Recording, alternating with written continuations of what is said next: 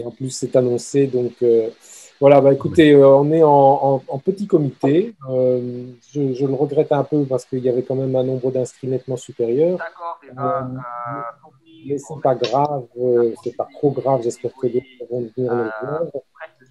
Donc, je vais vous souhaiter à toutes et à tous la bienvenue pour ce dernier comptoir de l'innovation, en tout cas pour le premier semestre 2021. Alors, celui-ci aujourd'hui est consacré aux outils d'aide à la décision en matière de gestion de fumure, de prévision de stade, de rendement, développement de maladies, etc. L'idée, c'est de faire un petit peu le tour de la question concernant ces outils à la décision, quels seraient éventuellement les freins à leur utilisation, quelle est leur valeur ajoutée en termes d'optimisation de l'utilisation des ressources dans les exploitations agricoles. Y a-t-il des compétences éventuellement à avoir pour maîtriser ces outils ou pas? Il y a tout un tas de questions qui doivent se poser par rapport à ces outils-là. Donc, pour en discuter, on a invité lors de ce comptoir de l'innovation trois témoins.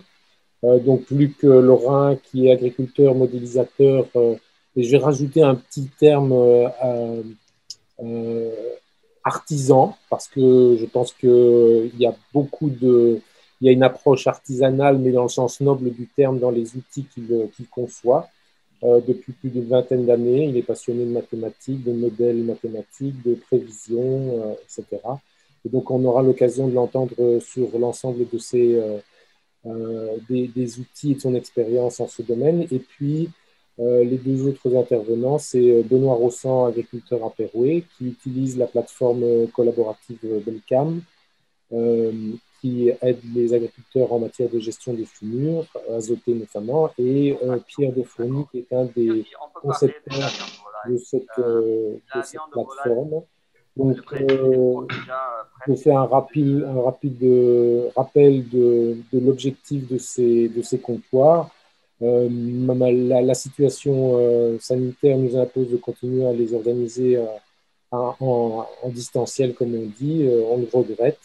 Mais l'idée, dans la conception, lorsqu'on a conçu ce dispositif avec Alain d'Agri Innovation, c'était de créer un lieu un lieu convivial pour inspirer des réflexions, des échanges d'expériences sur tout un tas de paramètres d'innovation, puisque celle-ci n'est pas uniquement de type technologique, même si on va beaucoup en parler aujourd'hui, mais elle est aussi de type organisationnel, elle combine différentes compétences, etc.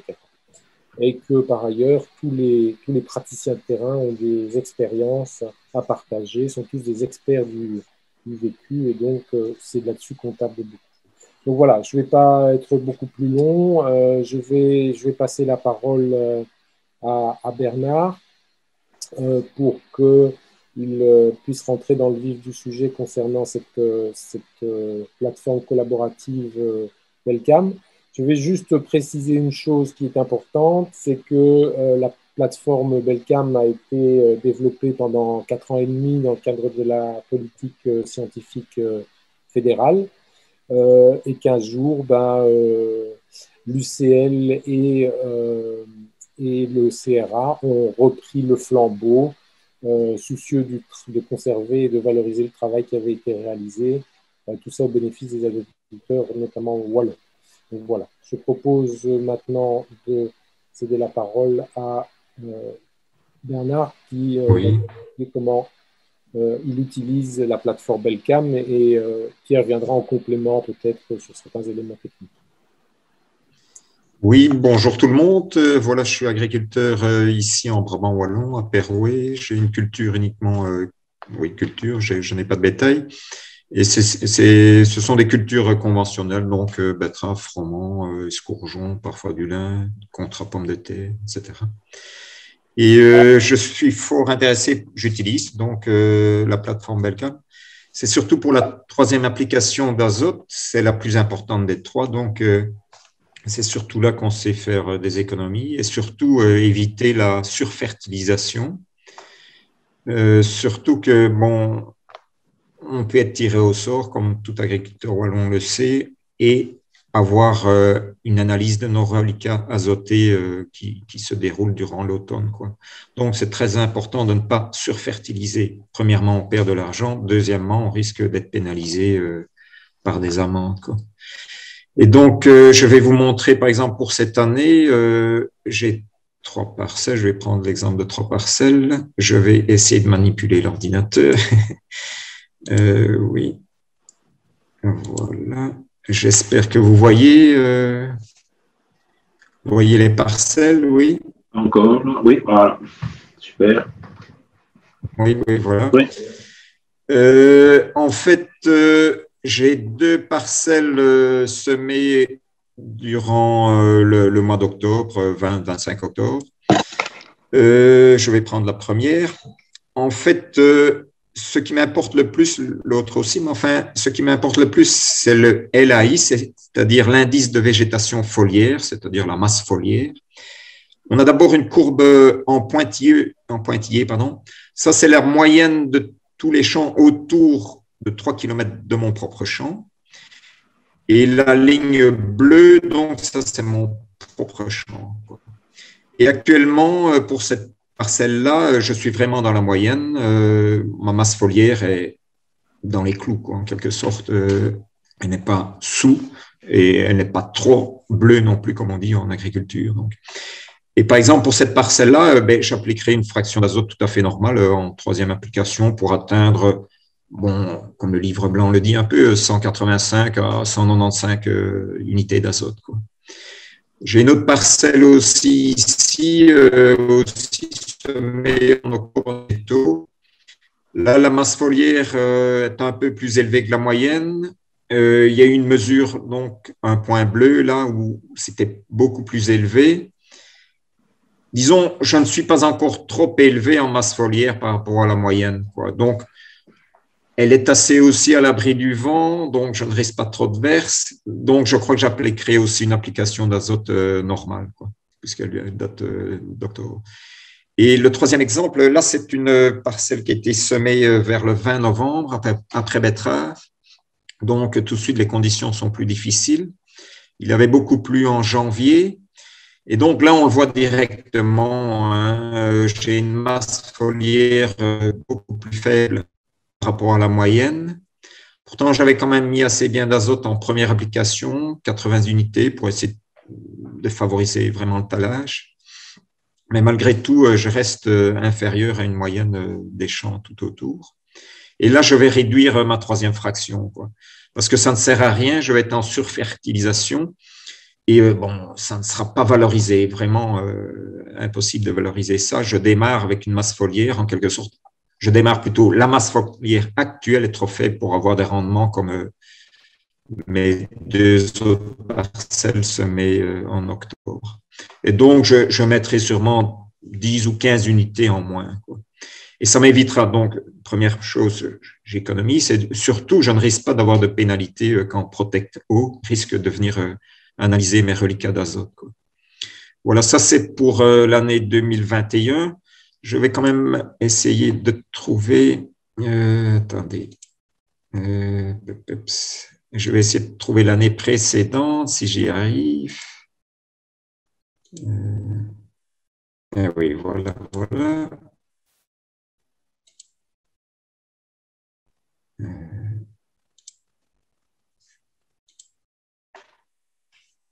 Ça descend, je crois, progressivement.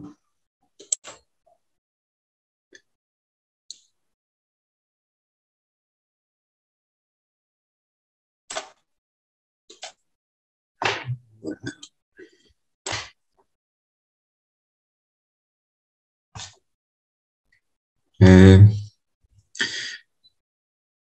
Oui, voilà. Donc, c'est une parcelle voisine dans les entourages que j'avais vue qui était très bleue durant la végétation. Et donc, j'ai voulu quand même regarder qu'est-ce que ça donnait au niveau Belcam, au niveau des écrans. Et on le voit très bien, hein. Donc, la moyenne des champs tout aux alentours de 3 km, c'est les pointillés.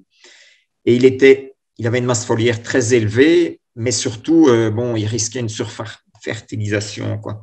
Et on le voit très bien, c'est pour ça que je l'évoque ici maintenant, via l'autre mesure que j'utilise, le NNI.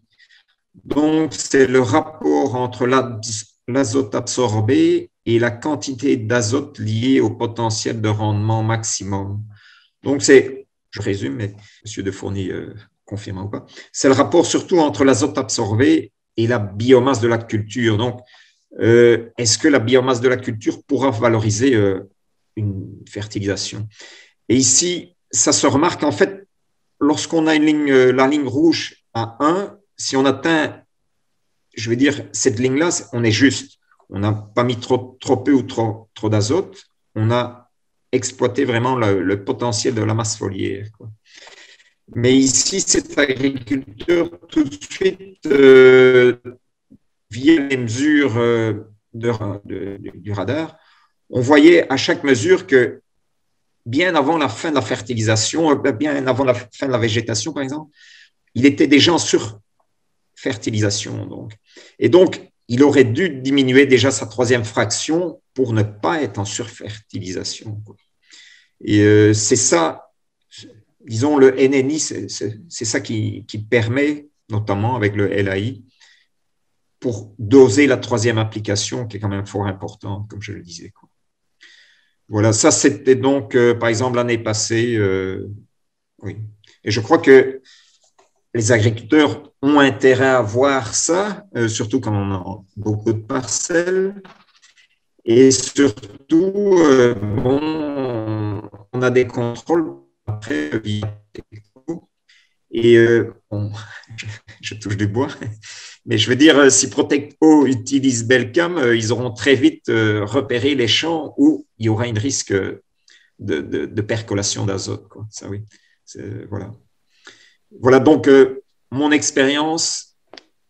Comment j'utilise Belcam, c'est surtout pour la troisième application et je regarde le LAI et le NNI. Voilà. S'il y a d'autres questions, quoi, je reviens comme vous voulez. Merci Bernard. Ben voilà, on est rentré tout de suite dans le vif du sujet. Donc, on a découvert comment Bernard utilise Belcam. Maintenant, ce qui est peut-être important, c'est de reprendre un petit peu de la hauteur par rapport à la plateforme, de comprendre un petit peu ses fonctionnalités et puis éventuellement de revenir effectivement aux détails qui vient d'être fourni par Bernard. Je vais peut-être demander à Pierre d'expliquer ce qu'est l'architecture et les fonctionnalités de cette plateforme, de manière à pouvoir en comprendre les tenants aboutissants et faire le lien avec ce qui vient d'être dit par Bernard. À toi la parole. D'accord. On reviendra vers toi, Bernard. Oui. Certainement plein de questions doivent être posées par les quelques participants. Oui, merci. Alors, vous voyez peut-être où je bouge cette fenêtre. Oui. Ah. Comment elle s'est mise là, moi? En tout cas, on voit ce que tu projettes. Voilà. Et donc, merci Bernard d'avoir expliqué l'usage effectivement qui en est fait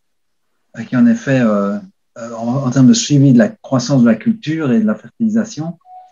En fait, en quelques mots, comme Xavier l'a dit, Belcam est né d'un projet de recherche au départ qui a duré 4 ans et demi et qui a été prolongé, mais ce projet de recherche était déjà collaboratif. Et donc, à bord, on avait déjà en fait l'ensemble des centres pilotes et des centres techniques de Flandre et de Wallonie, dont la FIWAP, CARA, CIPF, 4Corps, enfin, vous les connaissez tous, CEPICOP et autres.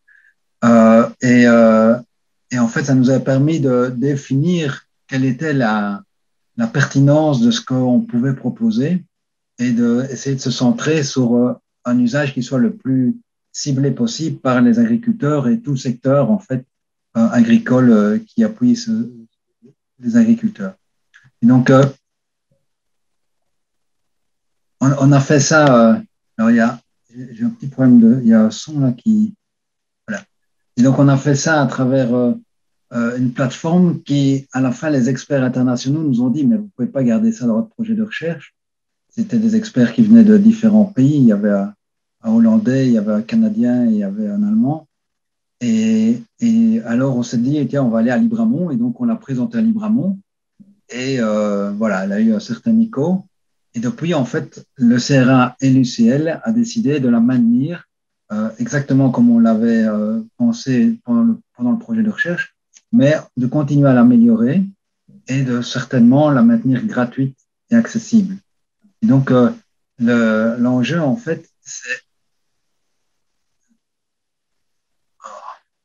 Excusez-moi, il y a un son qui vient à chaque fois. Et donc, l'enjeu pour nous, c'est d'avoir une plateforme collaborative belge qui soit complètement indépendante. Et donc, qui n'est pas liée à des vendeurs d'engrais, à des fournisseurs de semences, mais qui est juste du conseil agricole pour ceux qui en veulent en faire l'usage. Et donc, elle est ouverte et gratuite et elle est opérationnelle et fonctionne en temps réel. C'est-à-dire qu'on l'a automatisée de manière à ce que les images satellites soient déchargées automatiquement, soient traitées, soient affichées en continu de manière routinière. Et par ailleurs, et ça c'est peut-être ce qui est le plus rare, c'est que évidemment comme voilà, on est une institution académique et un centre de recherche public, on garantit un usage sûr et transparent des données que l'utilisateur serait susceptible de nous fournir. Et donc, voilà, vous connaissez peut-être d'autres plateformes. Évidemment, les plateformes sont très intéressées parce que les agriculteurs peuvent leur dire de leur parcelle. En l'occurrence, nous, on est disposé à collaborer avec l'agriculteur pour améliorer la plateforme, mais on va certainement lui faire savoir et lui demander s'il est d'accord ou pas. Donc ça, c'est vraiment l'idée. Là, alors, la priorité, en fait, elle s'est mise voilà, on va y arriver. Excusez-moi, mais c'est pour le son. La priorité s'est mise sur les éléments suivants. Donc, on a construit l'interface pour avoir un carnet de culture où l'agriculteur peut mettre des photos, des observations, tout ce qu'il veut. Mais donc, ce n'est pas un carnet de culture au sens, il est un peu plus, je veux dire, ouvert qu'un carnet de culture strict.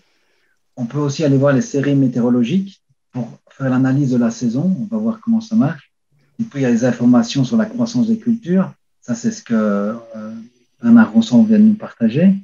Il y a les estimations de rendement, on va voir aussi, qui se comparent également, et la fertilisation azotée traduite par l'indicateur ennemi. Donc ça, c'est vraiment l'idée. Et peut-être, je vais encore prendre une slide pour... alors, une slide pour montrer. Alors ici, elle est en franc-anglais. Elle existe en 3 langues, la plateforme, parce que nos experts étaient anglophone, donc on avait dû la développer aussi en anglais, mais bien sûr qu'elle s'affiche en français chez vous. Et donc, on peut aller encoder un tas de choses. On peut faire une photo de son champ avec les coordonnées GPS. Elle va se charger sur la plateforme et vous pourrez la retrouver 2 ans, 3 ans, 10 ans après, si vous voulez, pour comprendre ce qui s'était passé éventuellement. Donc, on peut y faire un tas d'annotations, y compris en localisant dans le champ ce qu'on a observé. Donc, voilà, des personnes ont encodé des stats phénologiques, des interventions qu'ils menaient, etc. Donc, je ne vais pas être plus long au niveau de la présentation générale. Peut-être que je peux montrer un peu la plateforme dans des usages que Bernard n'a pas montré. Alors, pour faire ça, je vais arrêter la présentation, cette présentation-là. On est entre nous, hein, donc allons-y. Vous voyez toujours moi qui nous ont rejoints. Voilà, est-ce que vous voyez maintenant l'interface Belcam? Oui, oui. Voilà, et donc, si je reprends la saison 2020, mais vous voyez qu'ici, en fait, on a commencé en 2017, et donc, ça commence à s'accumuler, et c'est d'autant plus intéressant. On peut, je vais reprendre au début, on peut aller dans un carnet de culture, et là, c'est les annotations qu'on peut y faire dans les différentes rubriques. Et puis, si je m'intéresse, par exemple, à la parcelle qu'on nous a évoquée tout à l'heure, je peux regarder la météo. Alors ça, c'est la météo, évidemment, actuelle, mais ce qui m'intéresse, c'est peut-être la météo de l'année passée. Et donc, je vais y retourner.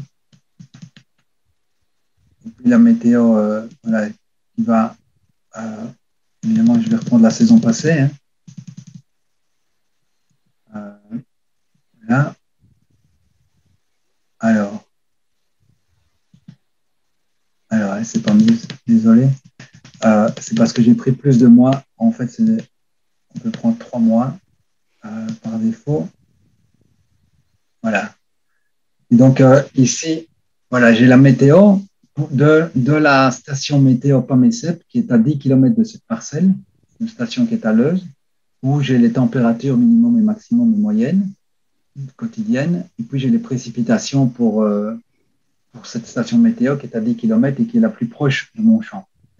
Alors, évidemment, si je suis intéressé à mieux comprendre comment ma conduite de culture s'est déroulée, cette information et pouvoir y retourner est toujours intéressant. À côté de ça, en fait, on peut évidemment mettre en lien les courbes de croissance, telles qu'on les a vues tout à l'heure. Et là, on voit évidemment que ça peut varier très fort d'une parcelle à l'autre, sachant que chaque point ici est une image satellite. Et si je suis intrigué par une de ces dates, je peux en fait aller rechercher l'image satellite ici. Et voilà, ça c'est l'image que j'ai choisie, qui est ici du 30 septembre. Mais si c'est celle du 20 mai qui m'intéresse, voilà, j'ai l'image du 20 mai et je peux aller voir comment le couvert s'est développé au fur et à mesure de la saison. Donc je vais de mois en mois, mais bien sûr, c'est de 5 jours en 5 jours que ces images sont combinées. Donc, c'est une information qui permet d'aller faire le lien entre ce que les indicateurs comme l'indice de surface foliaire, le LAI, donnent et la réalité de terrain. Après, en fait, il y a le NNI qui est accompagné ici et le NNI également, on peut le remonter dans le temps.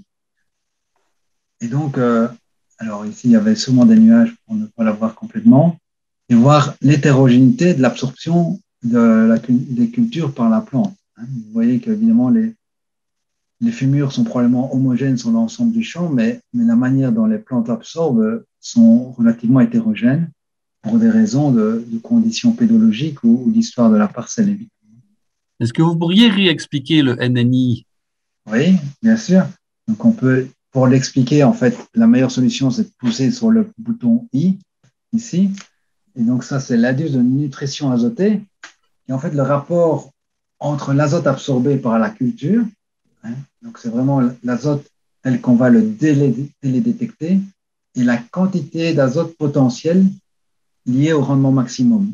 Et donc, la biomasse foliaire, comme Bernard l'a bien expliqué, est détectée par ailleurs, et on combine en fait la quantité d'azote qu'on voit dans la plante et la biomasse foliaire qu'on estime sur le champ. Et avec ça, on peut en fait identifier le fait qu'il y a un surplus d'azote par rapport au potentiel d'utilisation par la plante. Et donc, autrement dit, quand on dépasse, c'est pas nous qui avons inventé le NNI, mais c'est vrai qu'on est les premiers à avoir mis sur des images satellites et de le produire en temps réel. Ça n'existe à mon avis nulle part puisqu'on n'a pas encore publié nos résultats. On a en fait pendant 4 ans fait des prélèvements dans les champs. On a corrélé ça avec nos mesures et on a vu en fait que d'année en année ça se confortait, ce qui nous autorise aujourd'hui de le faire sans aller plus jamais dans les champs. Et donc c'est une information qui non seulement donne un niveau d'azote, mais un niveau d'absorption d'azote, mais aussi l'hétérogénéité. Et donc, l'hétérogénéité est certainement voilà, quelque chose qu'on peut gérer un peu différemment de ce qu'on fait aujourd'hui en général. Je ne sais pas si j'ai répondu clairement à la question sur l'azote. Peut-être, Pierre, en complément, Luc a fait des commentaires dans la conversation qui ont trait aussi au INN. Et donc, peut-être utiliser aussi ces éléments-là pour poursuivre l'approfondissement du sujet. Alors, donc, Luc dit le niveau de INN est fonction du stade du blé. Bon, c'est un peu chinois pour moi. Ça, non, bien sûr. Pourquoi avez-vous un indice INN stable à 1 du stade BBCH30 à BBCH50? Alors, oui. Et ça, si tu peux décoder comme ça pour les néophytes, ce sera pas mal. Alors, parce que nous, en France, on utilise un INN différent entre le stade épi 1 cm et le stade épiaison. et voire même jusqu'à floraison. En principe, cet indice est différent en fonction du stade. Donc voilà, je posais la question pourquoi il est stable à 1 pour vous, mais donc l'indice est relatif hein, par rapport à la biomasse. Et donc en fait, la biomasse observée sur le champ est inclue. Et donc au départ, on faisait 2 modèles séparés entre ce qui tournait autour de la 2e dose, c'est-à-dire autour de la mi-avril, et la 3e dose autour de la mi-mai. Et on avait fait des modèles complètement distincts. Et puis on s'est rendu compte en fait que, étant donné qu'on intègre le volume de biomasse dans le calcul, dans la manière dont on le fait, en fait, un seul modèle suffisait. Qu'il n'y avait pas de différence en fait.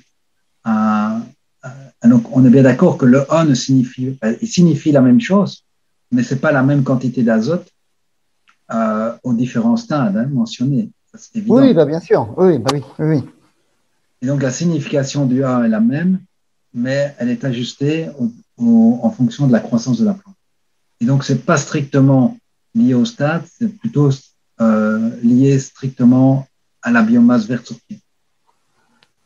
Ok. Après, j'ai posé une autre question qui est peut-être un petit peu technique. Enfin, un peu, je rentre dans le détail, mais bon, après. Vas-y. Est-ce que l'INN est calculé avec Sentinelle? Donc là, apparemment, l'approche et la réponse est, si j'ai bien compris, oui. Oui. Et est-ce que vous utilisez les types de bandes de type NDRE et tout ça pour calculer l'INN? Après, si c'est confidentiel, il n'y a rien à dire, mais voilà, c'était pour aller un peu plus loin parce que moi, j'essaye de travailler sur le sujet et voilà, c'était pour avancer sur le sujet. J'ai déjà pas mal de travail, des choses de faites là-dessus, mais c'était pour échanger. Alors, dans ta réponse, Pierre, s'il te plaît, sois pédagogue. Sentinelle, il faut expliquer qui c'est, hein, c'est ce qui est au-dessus de nos têtes, etc. Oui, merci Xavier de me le rappeler. Donc, Sentinelle, c'est notre meilleur ami. C'est-à-dire que c'est un programme européen qui a complètement changé la vie. Donc, moi, j'ai fait de la télédétection depuis que je suis sorti de mes études, là, donc ça remonte un peu. Mais il faut bien dire que depuis 2016, on est passé de l'expérimentation scientifique à ce qui est totalement opérationnel. Puisque tout à coup, des images gratuites sont disponibles tous les 3 jours à peu près à nos latitudes s'il n'y avait pas de nuages. Alors, comme il y a beaucoup de nuages, on a eu un mois de mai cette année catastrophique, mais en général, on a quand même pas mal d'images pour suivre la culture. Et donc, ce sont des satellites qui sont envoyés par l'Union européenne et qui sont garantis d'être maintenus bien au-delà de 2030. Donc, en fait, il y en a 2 en l'air. Donc, s'il y en a un qui tombe en panne, il y en a un autre qui tourne quand même. Et c'est un programme qui est mis en place comme pour la météorologie. Personne ne se soucie de ces satellites. Tout le monde sait bien que la météo sera donnée avec toutes sortes d'outils, dont les satellites, que tout le monde a oublié. Et donc, on est dans le même monde. C'est simplement que des secteurs comme l'agriculture n'ont pas encore peut-être pris la mesure du fait que ces données, elles sont là. Elles sont utilisables, elles tombent tous les 3 jours sur tous les champs d'Europe et du monde, en fait. Et donc, ça nous a permis, nous, de développer des applications qu'on peut prétendre opérationnelles. Alors, pour répondre à Luc de manière plus précise, en fait, on a fait des exposés, évidemment, des présentations dans pas mal de colloques scientifiques. Donc, je lui renverrai ces présentations, mais le détail, on va le publier prochainement. Et donc, voilà, il aura une bonne partie des réponses dans les présentations qui ont été faites, et puis le tout détail il viendra dans la publication. Donc, c'est des travaux de thèse doctorat, évidemment, mais qu'on n'a pas du tout voulu sortir opérationnellement au début, parce que c'était de la recherche. Mais aujourd'hui, c'est plus de la recherche, c'est opérationnel. Et donc, je n'ai pas peut-être terminé parce que ce qui est intéressant, à notre avis, c'est exactement comme Bernard Ronson l'a montré, en fait, c'est de regarder une parcelle. Alors, je ne sais pas, ben voilà, on peut prendre celle-ci. Vous voyez que le NNI est en dessous de 1. Et en fait, la question que tous les agriculteurs vont se poser, c'est oui, mais en termes de rendement, que va-t-il se passer? Et donc, on a développé en fait une possibilité d'estimation du rendement avec des images satellites. Et en fait, la parcelle qui avait une faible fertilisation azotée est pourtant parmi les meilleures de ses voisines. Donc ici, on a la parcelle bleue qui est sélectionnée, et donc la ligne bleue correspond à la parcelle bleue. On est en fait dans les valeurs les plus élevées de l'histogramme de rendement ici. Et on a en fait les rendements de toutes les parcelles en blé à 3 km autour de cette parcelle. Et donc, voilà, Bernard Ronson ici a sans doute constaté, d'ailleurs, il l'avait dit à une époque, hein, que ce n'était pas une si mauvaise idée d'être resté en dessous du NNI de A, puisque de toute façon, il avait déjà un très bon rendement et il a pu faire une économie à la fois pour l'environnement et pour son portefeuille en laissant la culture à un optimum qui est probablement l'optimum écologique et économique et pas du tout le maximum de production. Sachant que son rendement, hein, donc, on peut regarder d'autres cultures, par exemple cette culture-ci, on peut aller voir son rendement, elle avait beaucoup un NNI qui dépassait largement et elle est à peu près au même niveau de rendement. Et donc, on retourne au NNI et là, on avait un NNI complètement différent. Et donc, cet agriculteur-ci a probablement voilà, eu un très bon rendement, mais ça lui a coûté, ça a coûté à l'environnement. Surfertilisation.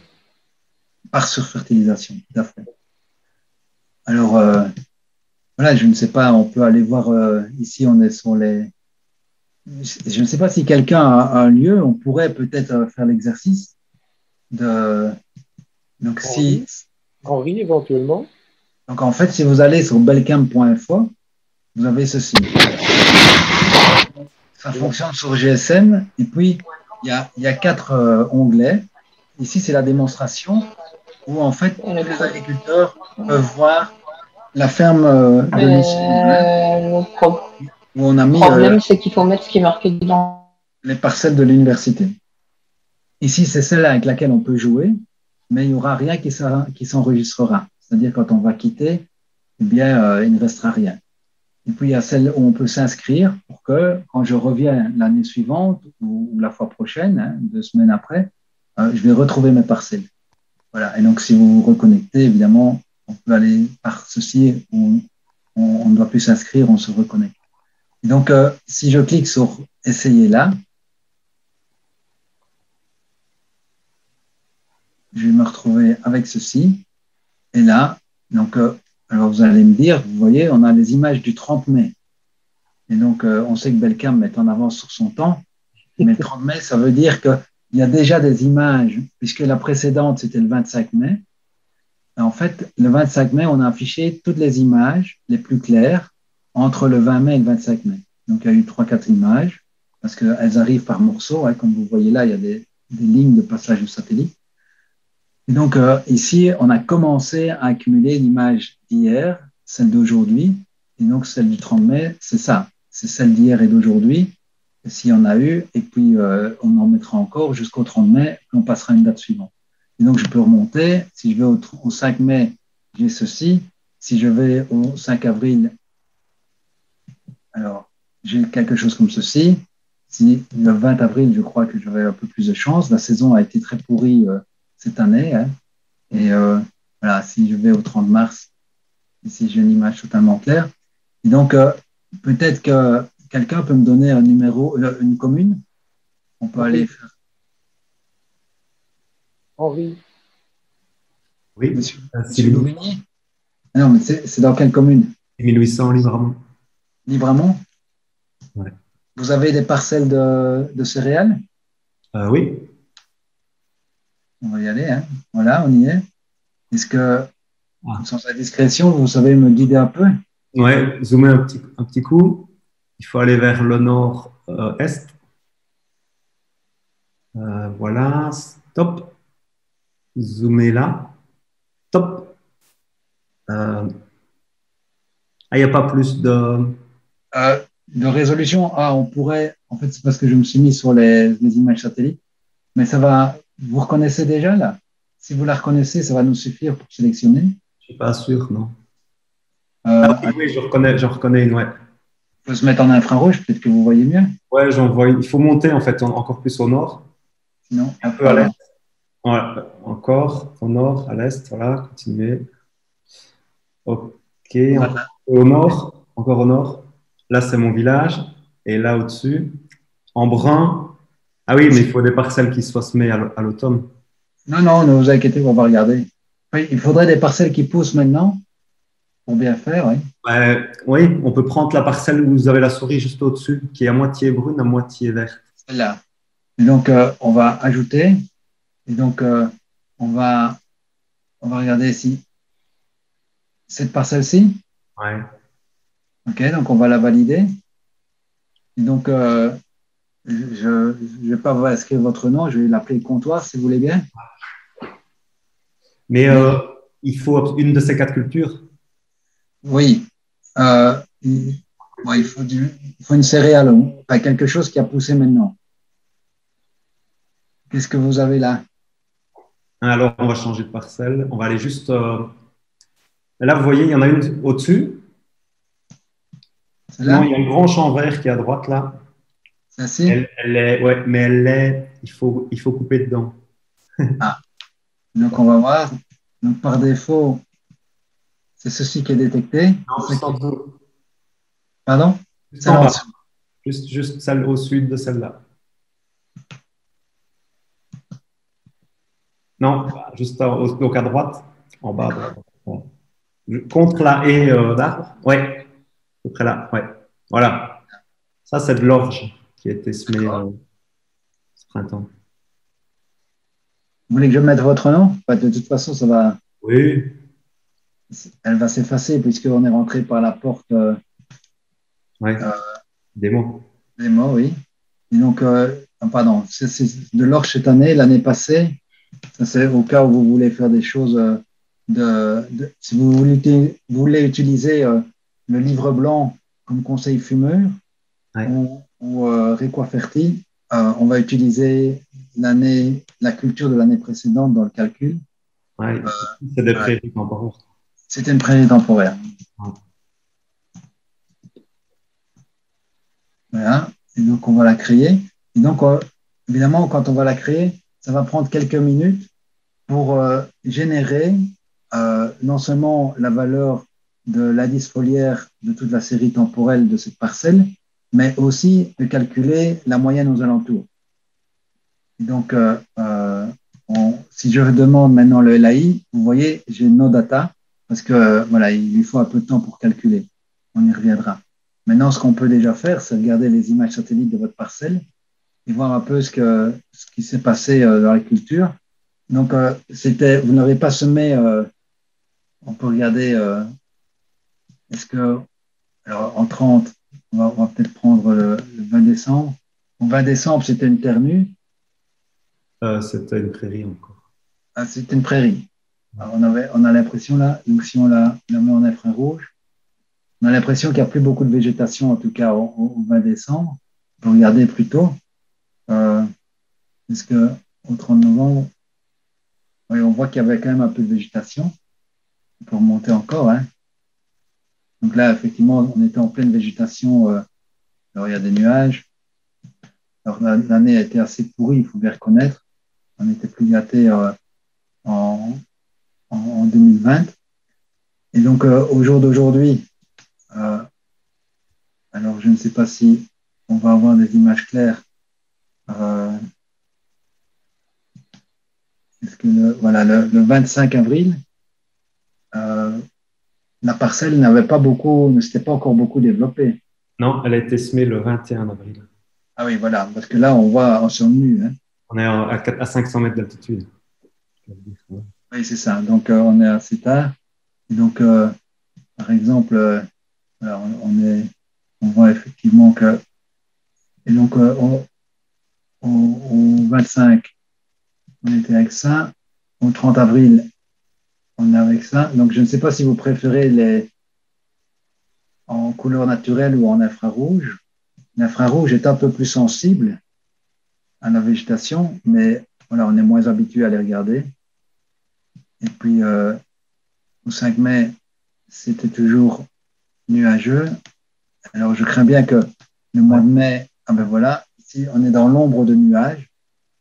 On peut dézoomer un peu pour se rendre compte. Là, il y avait des nuages un peu partout. Donc. Et le 25, là, on est. Et donc, on espère que le 30 mai, vous aurez une image plan, une image claire. Donc, ceci, c'est la caricature. Avoir un mois où on n'a qu'une image, non, même pas, vraiment, on n'a pas d'image claire, c'est de la caricature. D'habitude, sur les autres saisons, on n'a jamais eu ça. Alors, on peut regarder si le LAI a été calculé. Voilà, le LAI a été calculé. Et le LAI, en fait, il est très, très bas. Voilà. Et on ne voit pas encore le démarrage de la culture au 1er mai. Et depuis, en fait, on n'a pas d'image. Et donc, je ne peux pas vous apprendre grand-chose. Je ne comptais pas vous apprendre grand-chose sur votre parcelle, évidemment. Ouais, si, ça peut être intéressant. Mais c'est vrai qu'on est tôt, et puis j'ai que des cultures de printemps. Donc je peux pas. Oui. On peut regarder la météo aussi. Et donc, vous avez une station à 8 km. Et donc, la raison de tous les nuages qu'on a, en fait, elle est affichée ici. Hein. Donc, on a souffert d'un très faible ensoleillement.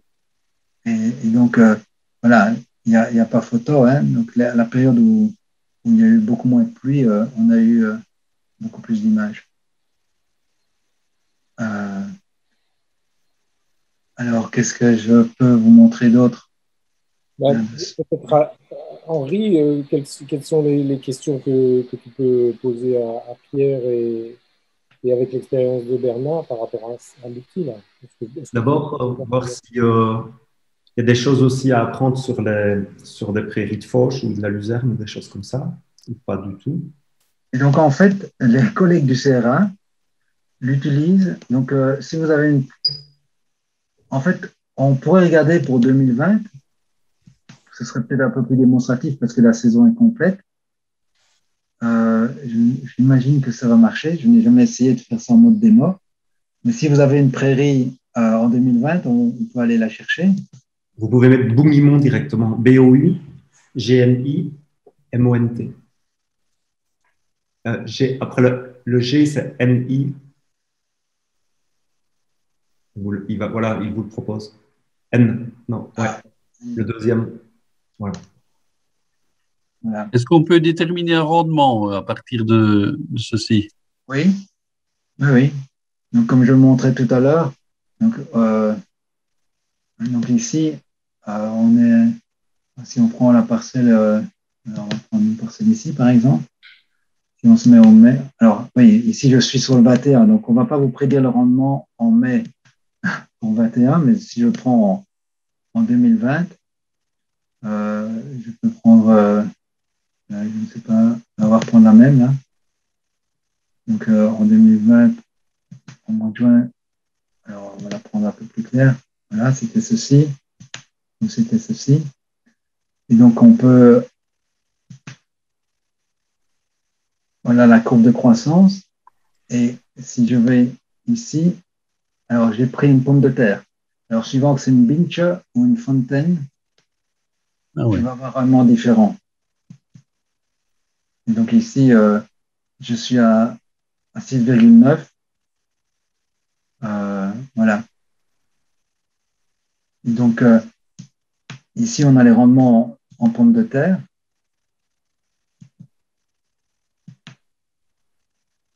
Et alors, évidemment, si on le prend en céréales, on a ici, je reprends les rendements.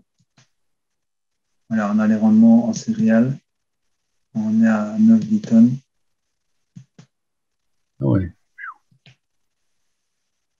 Et ça marche pour les pommes de terre, les céréales et le maïs, c'est ça?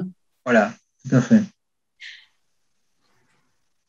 Et donc, ça a été calibré. Donc, le modèle sur les céréales, en fait, marche assez bien. On pense que sur les extrêmes, on sature un peu, c'est-à-dire que le modèle ne permet pas d'aller dans les rendements records. Mais en termes relatifs, en fait, ça fonctionne vraiment bien.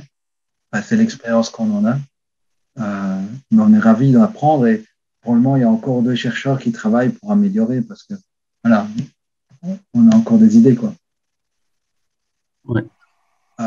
Évidemment, ce qui est intéressant, c'est de regarder le rendement qui, lui, est calculé à l'échelle de la parcelle, mais de le mettre en lien avec l'hétérogénéité de l'azote, en l'occurrence, hein, et de se rendre compte qu'il y a, voilà, est-ce que le rendement d'une parcelle telle qu'elle est là, qui était en fait, qui a grandi exactement dans la moyenne de ses voisines, qui avait un NNI, j'étais un peu trop vite, qui avait un NNI qui est resté assez bas, hein, donc on est à 0,8.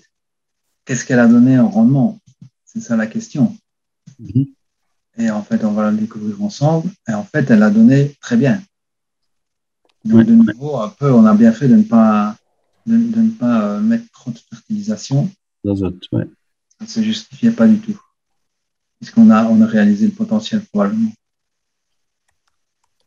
Alors, on était à Libramont, hein, excusez-moi. Hein, donc, voilà. Comme il est déjà 15 heures, je propose que peut-être on passe à la présentation de Luc.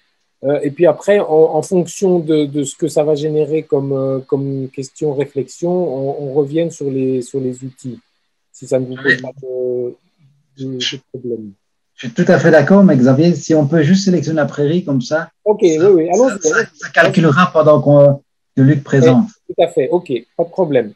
Est-ce que la prairie est quelque part ici? Oui, vous pouvez descendre un tout petit peu. Après, vous avez une parcelle qui est fort sombre. Non, vous montez à droite, montez un peu. Stop. Vous montez un tout petit peu. Stop. Là, ouais. D'accord. C'est celle-là alors. Et donc, je dois dire que pour le moment, il n'est pas prévu de faire des prairies. Et donc, ne comptez pas avoir le rendement de votre prairie. Par contre, la courbe de croissance, c'est exactement les mêmes algorithmes. Donc ici, on va mettre prairie. Oui, en fait, on va peut-être juste dire que c'est du blé. Non, mais je pense que si on met prairie, ça va le faire. Non, en fait, vous n'aurez pas les... Oui, il vaut mieux mettre prairie parce que si vous mettez blé, on va calculer en fait la moyenne des blés alentours. Ouais. Et ça, ce serait vous induire en erreur. Hein. Et donc ici, c'était aussi une prairie.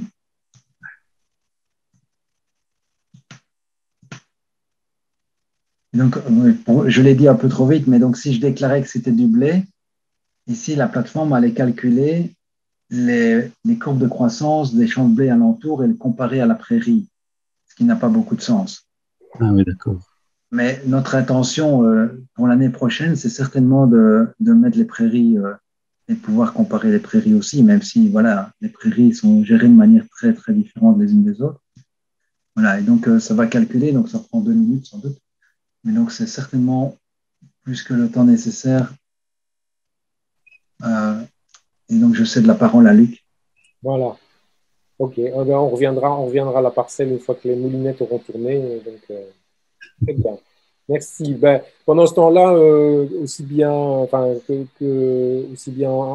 que Pascal, que Benoît et que les autres que je ne vois pas, n'hésitez pas à fourbir vos questions adressées à Bernard et à Pierre sur Belcam. Je vais passer la parole à Luc, qui est un vieux routard des outils d'aide à la décision en matière agricole. Donc, ça fait 20 ans qu'il met en place des outils de ce type-là, d'abord pour son exploitation et ensuite pour d'autres acteurs. Voilà, je propose qu'il bagnote dans son parcours et puis qu'il nous présente les outils qu'il a mis en place avec voilà, tous les paramètres de contexte qui vont avec ça, sachant qu'il a été bien au-delà des frontières françaises. Luc, c'est à toi. Merci. Bonjour à tous. Alors, je prends l'écran. Hop. Partager. Toc, toc, toc.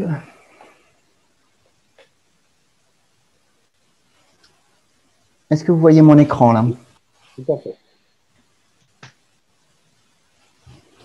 Donc voilà, je suis agriculteur en France, en Eure-et-Loire. On a une exploitation de 350 hectares, blé, orge, colza, betterave. Voilà, je suis un passionné de météo, d'OAD, de physiologie de plantes, informatique et j'en passe. Et donc, ça fait déjà maintenant plus de 20 ans que je développe des outils d'aide à la décision. Et en 2010, on a créé la société Visiocrop pour mettre à profit un peu mon expérience et mes analyses et mes OAD auprès du monde agricole. Donc, tout mon travail que je propose aujourd'hui, je le fais pour différents acteurs, donc des agriculteurs, des assureurs et des négociants. Donc les agriculteurs, c'est tout ce qui est conseil, suivi et optimisation des cultures en France et puis ailleurs. Je vais aborder le sujet tout à l'heure. Les assureurs pour tout ce qui est les modèles de gestion de risque, à partir d'images satellites, de modélisation de risques, etc. Les négociants, surtout sur la prévision de rendement, la gestion de risque. Alors, les négociants, c'est surtout des négociants qui sont à l'étranger. Donc, là, je vous ai dessiné un petit peu partout où j'ai pu travailler et développer des modèles pour différentes cultures. Donc, j'ai essayé de travailler sur beaucoup de cultures et beaucoup d'endroits dans le monde parce que indirectement, ça avait des retours sur mon exploitation, entre autres sur tout ce qui est prévision de rendement à l'étranger pour optimiser et mieux commercialiser mes matières premières. Donc, les différents outils que j'ai développés, c'est toujours j'ai une sale manie, c'est de pouvoir tout anticiper et prévoir et optimiser. Donc, tout ce que j'ai développé, c'était dans le but, dans un premier temps, de développer des OAD des outils de la décision pour mon exploitation. Donc ça, j'ai commencé, comme je vous ai dit, il y a plus d'une vingtaine d'années. Et puis du petit en grand, j'ai développé pour mon exploitation, pour la France, enfin pour ma région, et puis après pour la France. L'ensemble des modèles que j'ai développés pour ces différents pays, c'est que du modèle empirique. Donc, je vous rappelle, un modèle empirique, c'est un modèle où on essaye de prévoir ce qui se passe, mais en faisant des relevés de terrain. Donc, je suis avant tout peut-être très informaticien, un mathématicien, mais avant tout un homme de terrain. Voilà, c'est surtout pour ça que les gens me demandent à droite, à gauche. Donc, l'idée de mes modèles, donc comme je vous ai dit, j'ai dans un premier temps les fait pour mon exploitation pour la France, et puis pour faire court, ensuite je me suis surtout attaché au pays de l'Est pour savoir ce qu'ils produisaient avant que je vende mes céréales, et puis l'Ukraine, tout ce qui est Roumanie, Russie. Et puis après, j'ai été sur l'Amérique du Sud, l'Australie, voilà, pour développer des outils pour le blé, le soja, le maïs, etc., etc. Donc, les grandes familles d'OAD que j'ai développées, c'est tout ce qui est prévision de risque maladie, l'optimisation de la fertilisation. Je travaille énormément sur la prévision de rendement qui, pour moi, est quelque chose de très important pour les agriculteurs et certainement pas assez utilisé par les agriculteurs. Enfin, là j'ai vu qu'avec la plateforme Welcome, c'est du super beau boulot, mais on n'a pas ces outils-là en France, et je pense que c'est quand même quelque chose de très important pour mieux commercialiser et mieux appréhender sa récolte. Donc, les outils que j'ai développés pour les agriculteurs sont avant tout des outils qui sont utilisés du semis jusqu'à la récolte, en passant par la fertilisation, avec les analyses de végétation par la télédétection. Et puis, la partie phyto, bah, c'est pour gérer tout ce qui est risque maladie.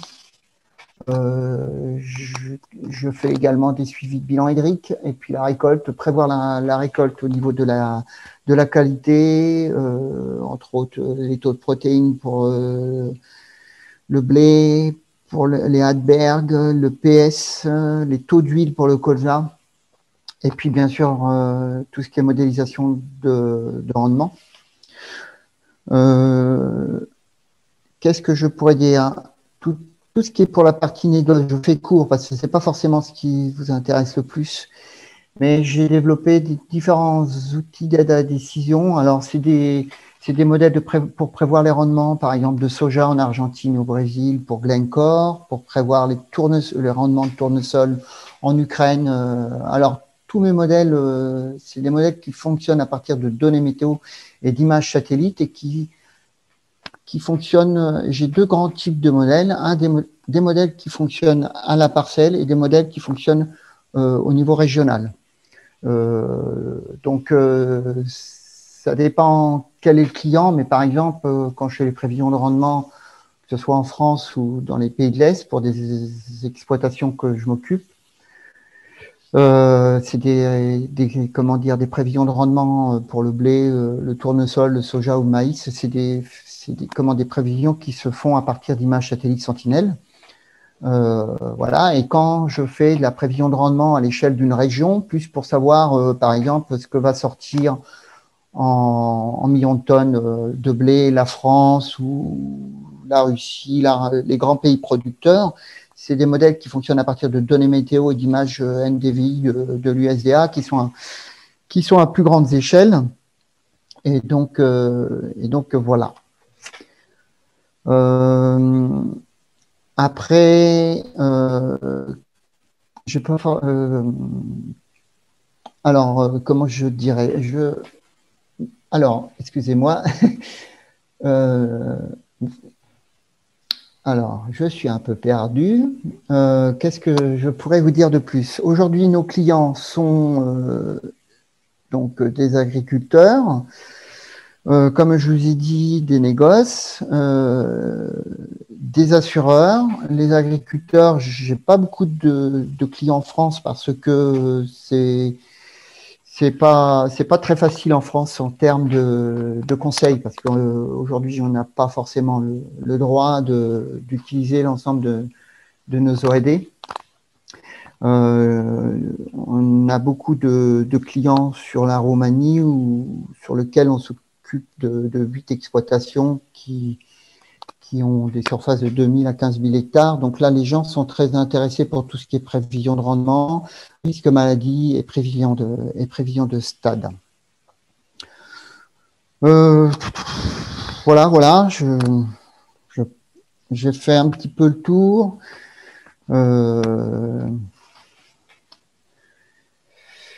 Voilà.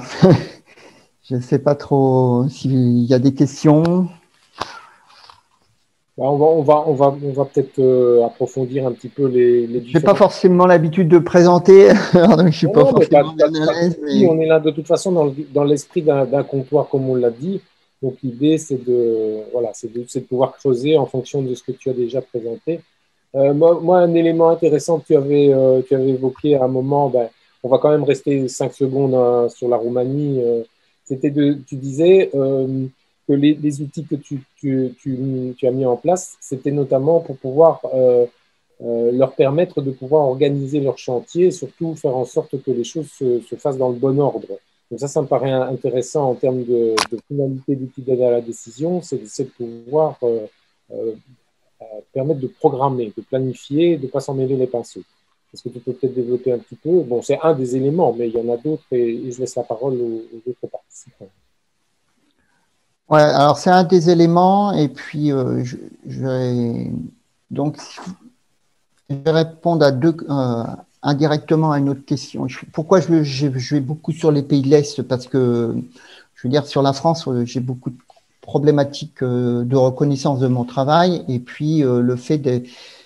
J'ai pas forcément le droit en tant qu'agriculteur qui n'est pas formé, parce que j'ai pas de bagage, j'ai que de l'envie d'avancer. Donc, si vous voulez, j'ai pas forcément les droits de diffuser, de proposer mes services. Donc, c'est pour ça que je me suis un petit peu développé sur les pays de l'Est, parce que là-bas, j'ai rencontré des gens qui n'auront rien à… qui n'ont pas de service de ce type. Et donc, j'étais par hasard en Roumanie, et depuis, ça fait 5 ans, et en 5 ans, j'ai développé l'ensemble de mes modèles, qui est prévision de stade, prévision de rendement à la parcelle, prévision de risque maladie et fertilisation. J'ai mis en place les modèles là-bas. Alors, pour prévoir, oui, beaucoup de choses, parce que c'est des gens c'est des grandes exploitations, et qui ont besoin d'anticiper tout, parce que chez nous, que ce soit en France ou en Belgique, quand on veut faire un traitement, il est fait le lendemain ou il est fait le surlendemain, mais là-bas, il faut énormément anticiper, prévoir les flux de récolte.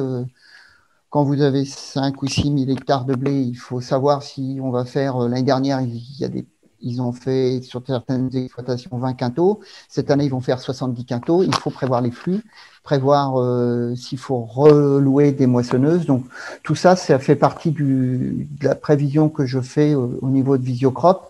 Dans des outils qu'on propose, on a déjà planifié les récoltes. On sait combien qu'ils ont de machines, combien qu'ils vont récolter de blé, et on voit les jours où ça va pas passer. Et donc, les agriculteurs, moi, je leur rends la copie, et c'est-à-dire, il y a une planification de toutes les interventions dans les champs, et ils savent s'il faut qu'ils déplacent du pulvérisateur, relouer de la moissonneuse, etc., etc. Et puis, prévoir, on leur fait tout ce qui est prévision de rendement, blé, orge, colza, tournesol, maïs et soja, à partir des images satellites. Est-ce que tu peux aussi développer un peu les applications que tu développes pour smartphone qui reposent sur l'analyse d'images qui sont prises via ces smartphones? Alors ça, c'est une application qu'on est en train de mettre en place. C'est une application sur laquelle ça fait 4 ans qu'on travaille. L'idée, c'est à partir d'une image prise par le smartphone, je vais déduire différents indices pour les cultures, le nombre de tales pour un blé, la biomasse pour un colza, la biomasse verte pour un blé également, et la couverture foliaire pour une betterave. Et donc, on travaille avec différents partenaires. L'idée de ça, c'est de faire un suivi de la culture dans sa poche.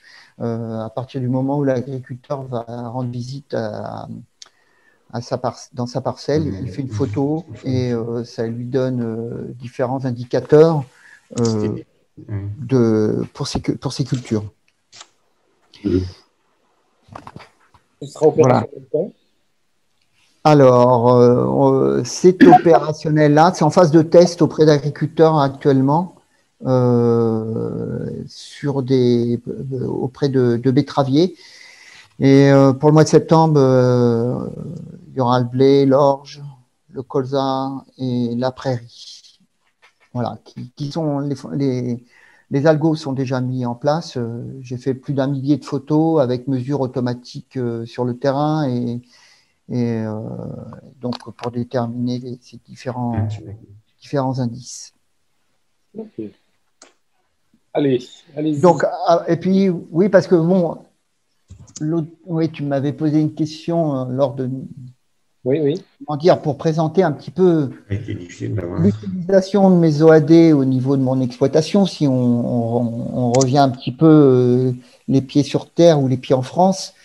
Moi, ce que j'utilise sur mon exploitation, c'est tout ce qui est prévision de stade. Alors ça, les prévisions de stade, c'est important pour planifier mon travail, savoir quand est-ce que je vais récolter. Voilà. Donc déjà aujourd'hui, par exemple, j'ai déjà planifié ma récolte à 2-3 jours près. Je sais quand est-ce que la moisson va commencer, mes orges, mes blés, mon colza. Et donc voilà. Donc tout ce qui est prévision de stade, j'ai modélisé toutes les cultures possibles et inimaginables. Voilà. La prévision de risque maladie, j'ai fait des modèles de prévision de risque maladie pour tout ce qui est piétin, septo, rouille brune, rouge jaune, fusariose, sclérotinia, et j'en passe. Donc ça, l'idée de ça, c'est d'utiliser, comment dire, optimiser, optimiser la dose et m'aider dans la prise de décision pour pas non plus surtraiter et sous-traiter. Voilà. Donc ensuite, c'est tout ce qui est l'aide à la fertilisation. Donc moi, l'aide à la fertilisation, je le fais à partir de… j'ai une autre approche qui est que je vais, à partir des images satellites et à partir de mon type de sol, je vais déterminer un potentiel de rendement. Alors ça, je fais sur un blé, par exemple, je fais à partir du stade de nœud et jusqu'au stade épiaison, à partir des images sentinelles. Et en fonction, on va dire, de la dose d'azote que j'ai déjà mise et du potentiel de rendement sur lequel repose mon bilan azoté, selon le potentiel de rendement que je vais avoir à un moment donné, je vais remettre plus ou moins de l'azote. Donc ça, c'est tout ce qui est partie fertilisation. Puis pour la partie colza, pour finir, oui, ma fertilisation est faite à partir des images sentinelles et de l'évaluation de la biomasse à partir des images. Et puis un autre grand, comme je vous ai dit tout à l'heure, tout ce qui est prévision de rendement. Donc ça, je fais toutes mes prévisions de rendement, blé, orge, colza, betterave, prévision de rendement à la parcelle, à partir des images sentinelles. À partir du stade de nœud, j'ai ma première estimation de rendement. Et puis, plus je vais aller à l'approche de la récolte, plus je serai précis. Je suis autour de 0,5-0,6 tonnes à l'échelle de la parcelle. En Roumanie, je suis à peu près pareil, au niveau de la précision. Voilà, prévision de rendement. Et puis, qu'est-ce que je pourrais vous faire encore comme modèle? Je ne me rappelle plus. J'en ai tellement fait. Mais voilà, les grandes familles d'OAD que j'utilise sur mon exploitation. Il y avait une question de Bernard, mais pose-la directement à Luc, Bernard. Ah oui, oui. Mais en fait, moi, je suis assez admiratif, surtout, attendez, pour déterminer les stades phénologiques pour des pays de l'Est, parce que, bon, c'est des climats continentaux, donc c'est fort différent. La végétation, quand elle démarre, elle va beaucoup plus vite, etc.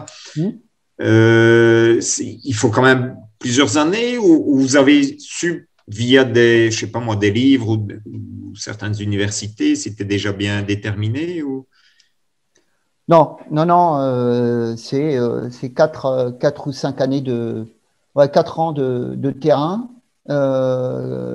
mais que ce soit en Ukraine, en Roumanie ou en Russie, parce que je travaille également pour une grosse exploitation en Russie qui fait 230 000 hectares. Je leur fais les prévisions de stade en Russie. Hein, ils ont une ferme à Krasnodar et dans le centre de la Russie.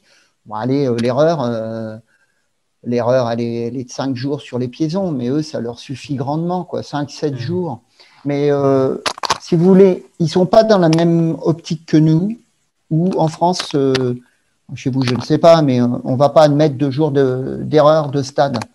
Là-bas, ce n'est pas le problème. C'est tellement grand, si on se plante de 4 jours, déjà chez eux, ça va être important et une bonne approche parce qu'ils n'ont rien. Mais non, c'est 3-4 années de terrain. Oui, je suis en Roumanie et j'y suis tous les 2 mois, quoi. Et voilà, et beaucoup de retours terrain de la part d'agriculteurs avec qui je bosse là-bas. OK. Merci beaucoup. Merci. On va revenir sur le terrain wallon et le terrain français. Est-ce que l'un d'entre vous a des questions à adresser à Luc? Il y a beaucoup d'outils manifestement disponibles. Il y a certainement des utilisateurs potentiels en Wallonie, mais peut-être qu'il faudrait comment faire se rencontrer ces utilisateurs et Je demande que ça parce qu'en France, on ne peut rien faire. Pierre, tu as peut-être une réaction par rapport à ça? Oui, en tout cas, sur la plateforme Belcam, il y a de la place. Hein.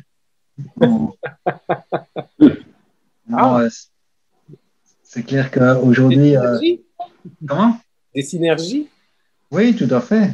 Maintenant, évidemment, la philosophie de Belcam, c'est une gratuité. Gratuit, oui. C'est gratuit. Donc, je comprends que ce ne soit pas possible voilà, pour une société, mais il y a peut-être des choses à mettre en place ensemble. Hein.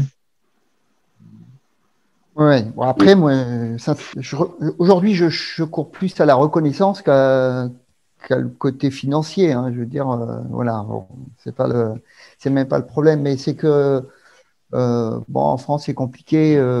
Voilà, on se fait plus descendre par Arvalis et les instituts ils nous aident plus ils nous descendent plus qu'ils nous aident à progresser.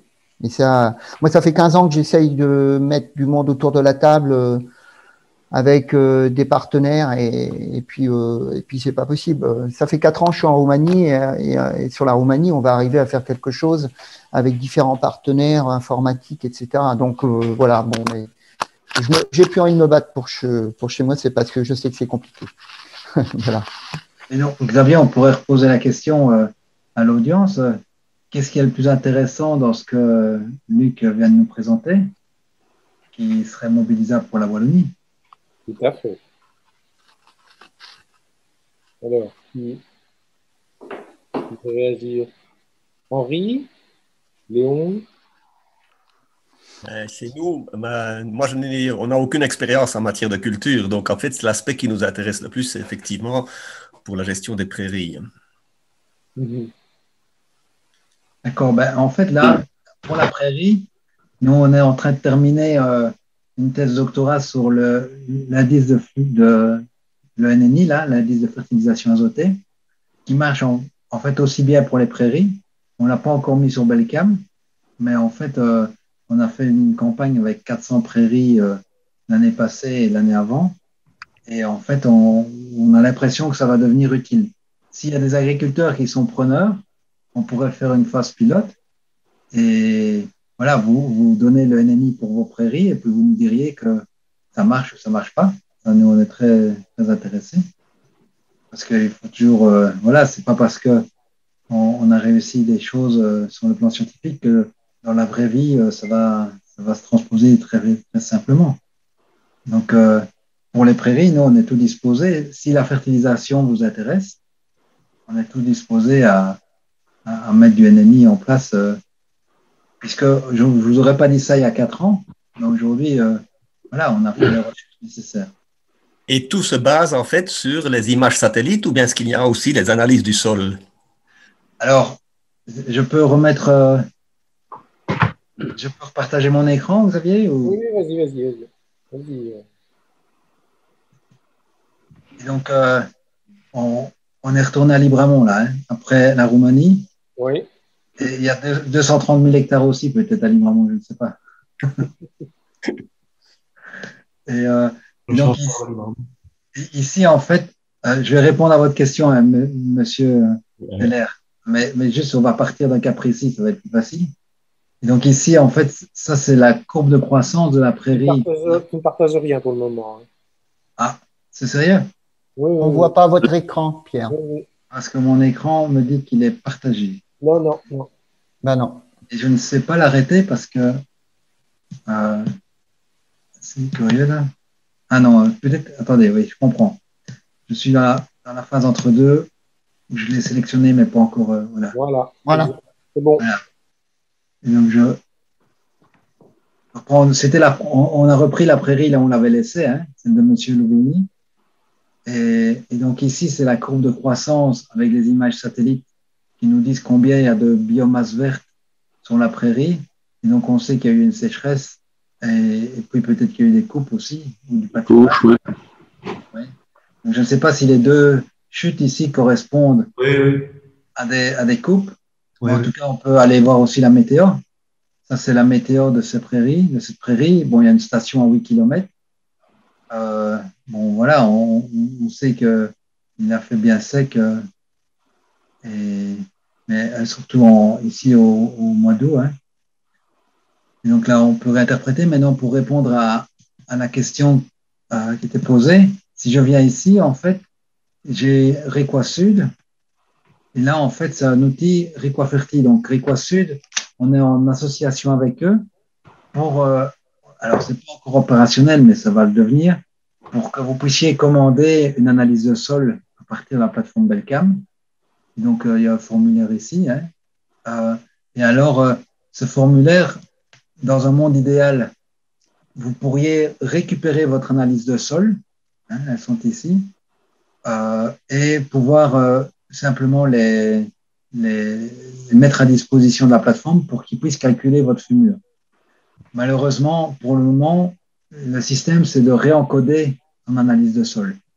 Et donc, et alors, le système va faire le calcul sur base, évidemment, des antécédents, de la fumure organique, etc.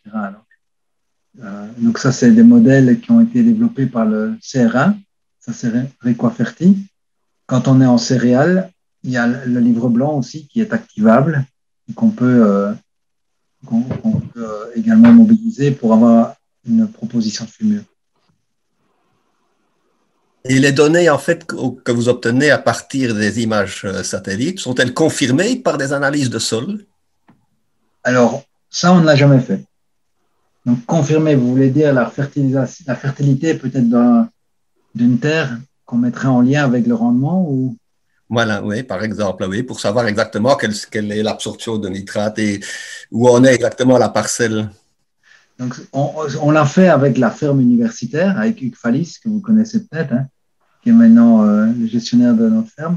Donc, on a regardé à la fois la carte des sols, les analyses de sol, le fait qu'ils avaient passé la culture en bio ou pas, et ce que la plateforme donnait. Et en fait, ça collait extrêmement bien. Hein. Donc, on en était surpris nous-mêmes, tellement ça collait. Ouf. Ouais.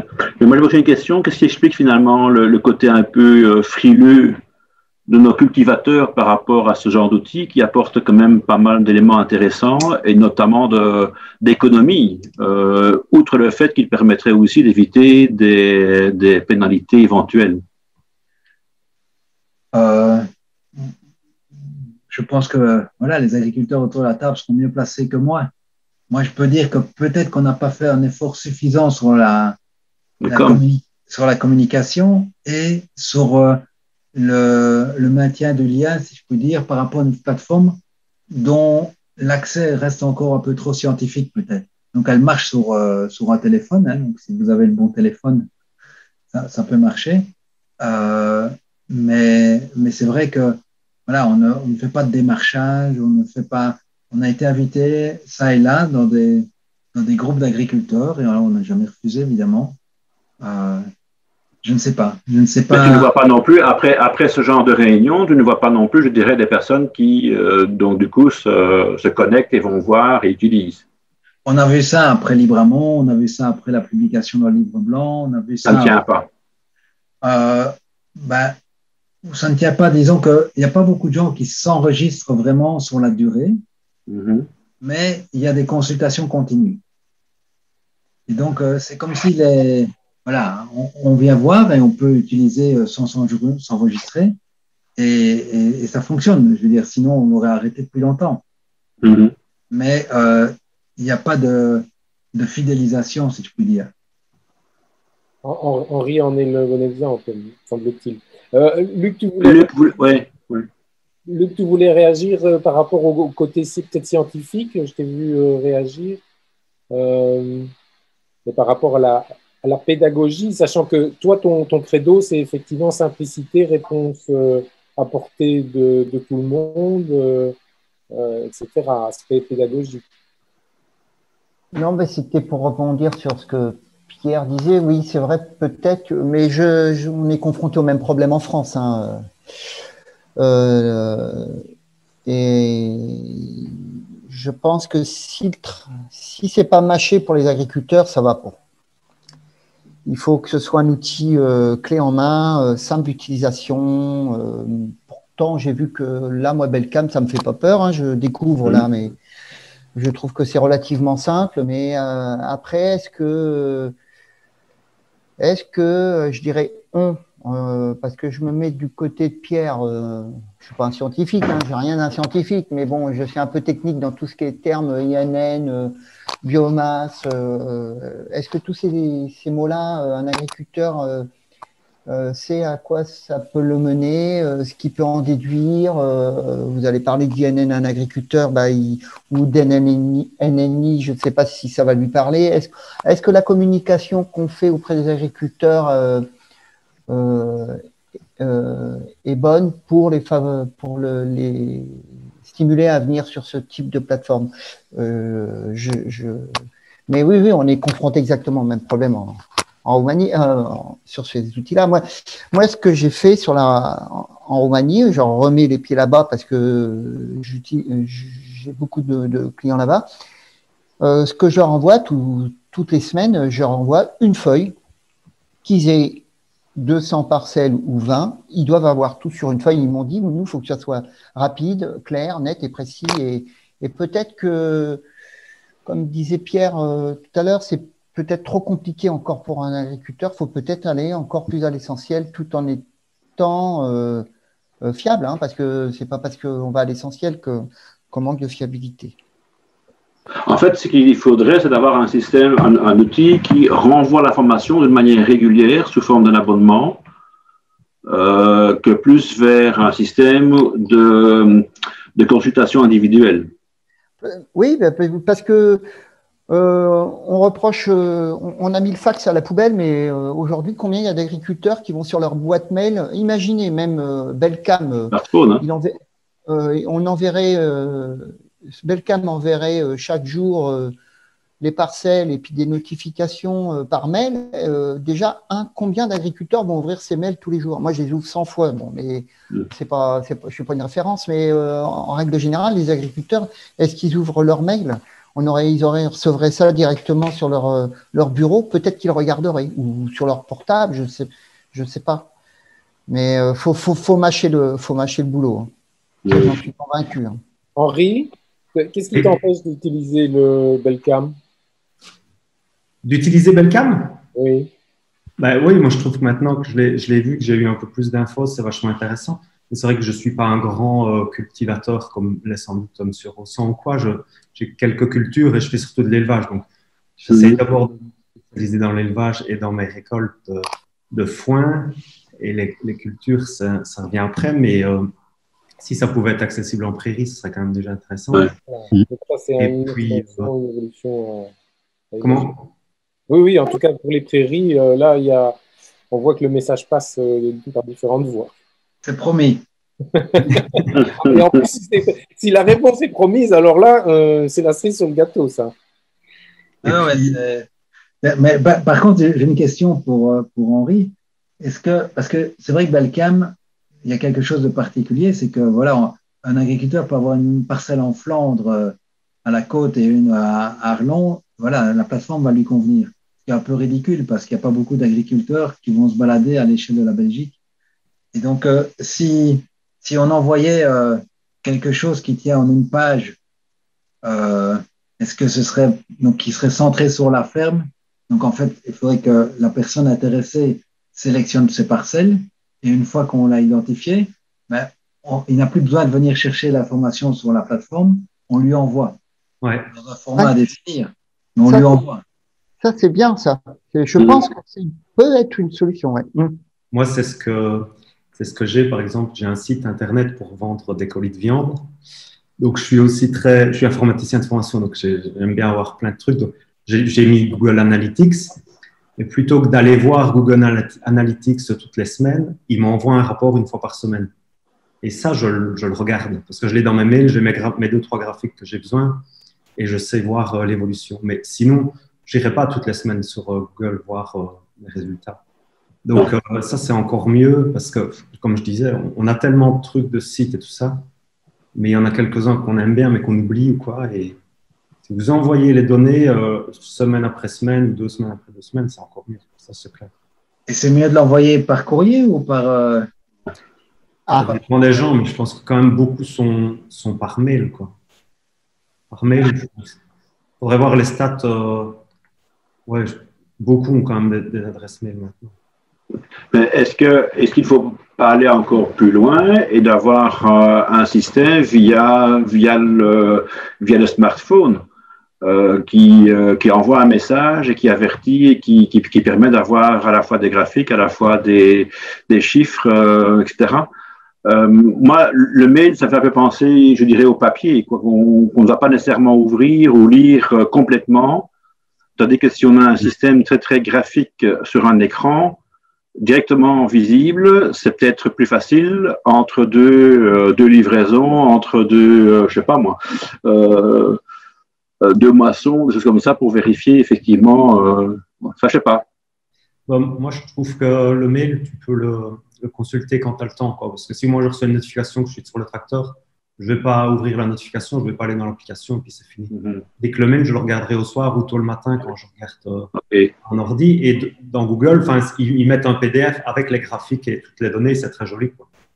Donc tu vois tout de suite le truc, tu ne dois pas ouvrir et te connecter sur Il y avait une question dans la conversation. Donc Belcam est bien gratuit, tu confirmes bien, Pierre, hein? Oui, c'est gratuit. Oui, non, mais simplement, verbalement… Oui, donc nous, on considère ceci. On dit que c'est déjà l'argent des concitoyens européens qui a permis d'envoyer toute cette machinerie en orbite.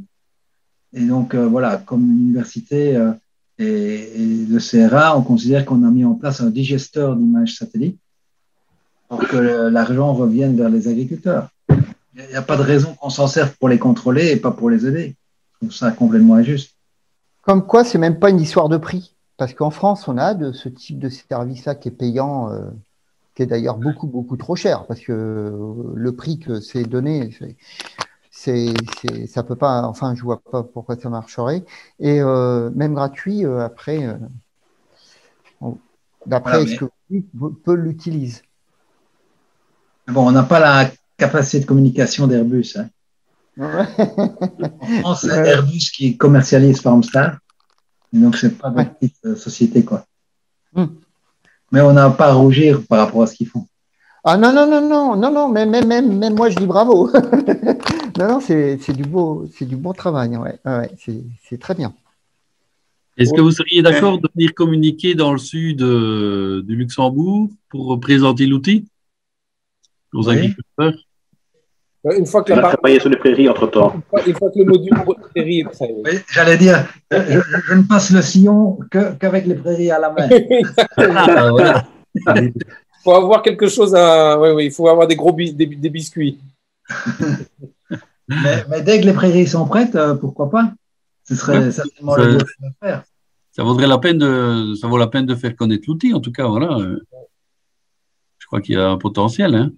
Ceci dit, dans la région de Pascal, il y a quand même pas mal de cultures aussi, hein, si tu vas plus vers le sud. Oui, en région jurassique. Et même en Ardennes, il y a des cultures en Ardennes. Hein, oui, c'est pas ça, mais…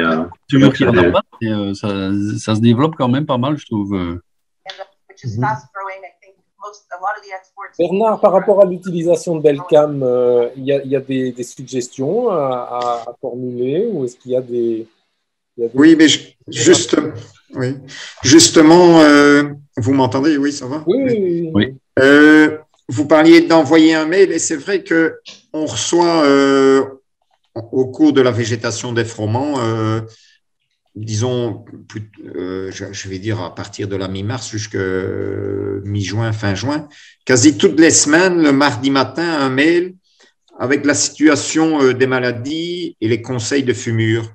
Et le stade aussi phénologique, quoi. Et donc, votre suggestion était assez bonne de recevoir peut-être aussi en même temps un mail de Belcam avec nos parcelles. Et comme ça, on sait voir la suggestion générale et puis nos parcelles à côté, quoi. Et tout vient en même temps le mardi matin. Ça, bon, voilà, c'est une idée, quoi. Oui, tout à fait. Sa suggestion, elle est envoyée par MECEP ou par… Non, moi, je me suis inscrit, c'est au livre blanc qu'on savait s'inscrire, mais il y a déjà des années. Et je vais reprendre. L'avertissement du CEPICOP ou… Oui, c'est ça. C'est un drôle de nom. Oui. Ah oui, mais on les connaît bien, oui. Oui, c'est justement en termes de liaison de données d'information, c'est hautement pertinent ce que oui. Mais c'est surtout la même temporalité. Hein. Oui, tout à fait. S'il y en a une le lundi et puis l'autre le jeudi après-midi, ça… Oui. Non, mais on pourrait se coordonner avec eux. Oui. Ok. Mais est-ce que c'est… Et idéalement, c'est même pas un fichier à sauver, c'est dans le mail où vous mettez l'illustration.